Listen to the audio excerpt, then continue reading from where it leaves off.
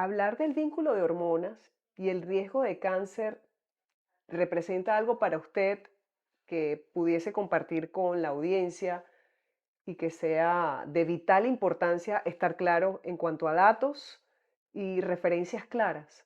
Claro. El tema del cáncer de mama por sí es un tema bastante complejo. Las, eh, eh, Ahí existen más de 150 subtipos moleculares de cáncer de mama. Nosotros usualmente en la práctica clínica usamos dividirlos en tres grupos primordiales, siendo el mayor de los casos, el mayor de los porcentajes, un grupo de tumores que se relaciona con hormonas, con estrógeno y progesterona. De ahí la importancia cuando nosotros hacemos los primeros estudios en los pacientes con diagnóstico de cáncer, de saber cuál es la marcación inmunistoquímica de esos estudios que nos dicen a nosotros si el tumor se generó por hormonas o si se generó por otras causas.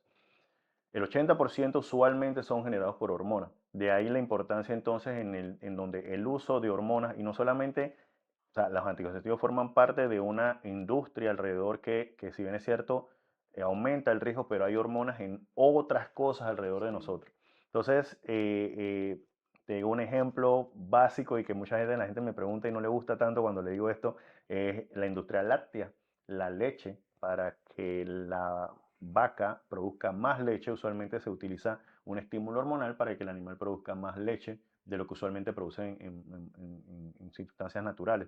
Eso hace que esa carga hormonal se deseche en el animal a través de las heces, a través de la orina y muchas veces a través de la misma leche que llega a nuestra casa en forma de leche entera, en forma de yogur, en forma de muchas formas, queso y demás. O sea que lo ideal sería tener una vaquita en la casa y uno mismo tenerla ahí. Sí, bueno, la parte natural que era Sí, lo que se hacía antes, obviamente esto se exacto. ha industrializado mucho. El tema importante nuevamente acá es como evitar Sí, el exceso y tratar de nuevamente una compra consciente con respecto a lo que estamos llevando a nuestro hogar. El tema de las hormonas como tal, sí.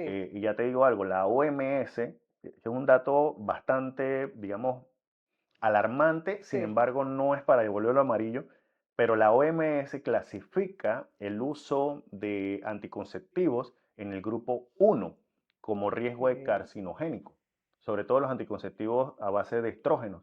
Esos son los principales riesgos los anticonceptivos conjugados o de progesterona se clasifican en el grupo 2B, que también tienen un riesgo o también tienen evidencia científica que marca un riesgo de desarrollo de cáncer. ¿Cuánto? 1.3, 1.4, 1.5 con respecto a la población general. No es un riesgo tan alto, pero está.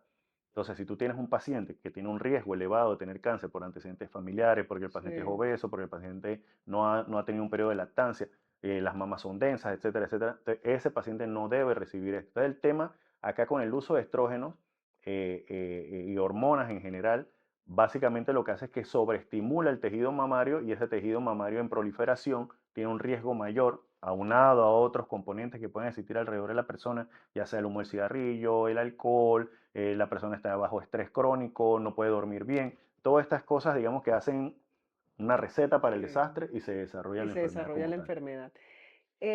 Recientemente conversé con una sobreviviente de cáncer de mama. Ella me contó que a los 31 años le diagnosticaron cáncer de mama y que finalmente sobrevivió, pero tenía un porcentaje de un 10 a un 15% de posibilidad de superarlo. Finalmente lo superó, pero esto me hizo llevar a la siguiente pregunta, porque no es común que una mujer a esta edad desarrolle este tipo de cáncer. Se supone que, y es por el efecto hormonal, ¿no? Que las mujeres a partir de los 40, cuando entran ya en la fase perimenopáusica y menopáusica, donde las hormonas están un poco descontroladas, es cuando hay el riesgo inminente de poder padecer cáncer de mama en lo particular.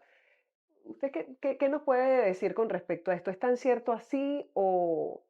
O sea, hay parte y parte. Como te decía hace un Sí, rato, usualmente nosotros conocemos más de 150 grupos moleculares sí, y dentro de ese grupo, ya te digo, nosotros lo agrupamos en diferentes grupos hormonales positivos, hormonales negativos o otra proteína. Al final, dentro de ese mismo grupo de hormonales positivos hay subgrupos.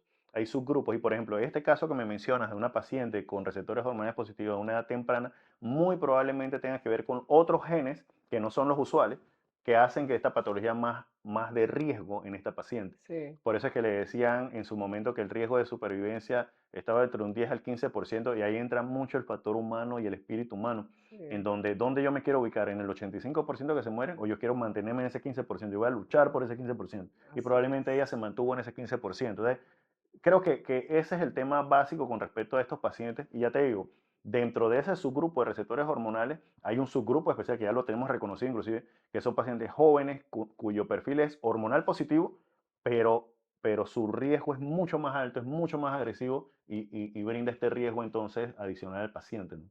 Bueno, interesante. Seguimos con esta ronda de podcast y bueno, vamos a seguir al siguiente episodio porque hay mucho todavía por lo cual debemos conversar.